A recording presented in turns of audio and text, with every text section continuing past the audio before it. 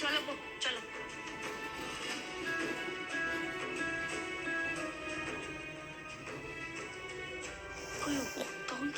ঘরের কাজ কমপ্লিট, আলহামদুলিল্লাহ। শুধু ঠিকই বলছি, তুই মুখটা কেমন টানা করে আছিস কেন? কিছু না মা। বড় ঘরের কাজ শেষ,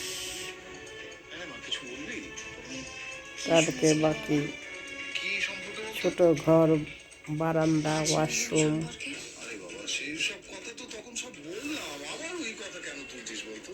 এইগুলো শেষ করবে। তোর কি হয়েছে রে? কবে মোড়ে ভূত হয়ে গেছে তার কথা এখন কেন বলছিস? এসব ভূতের মাথায় চাপাস না। বিয়ের দিন এগিয়ে আসছে, এখন খুশি খুশি থাক। তুমি যাও তো, জামা কাপড় চালো। তুই যা যা। কেন রাজরঞ্জনীর কথা শুনলে আমি এরকম হয়ে যাই? আমার মেয়ে রাজনা মৃত্যুটা স্বাভাবিক ছিল না।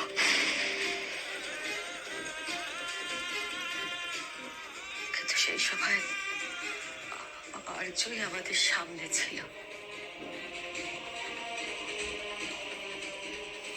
হাই, আমাদের পরিবার সম্পর্কে আপনি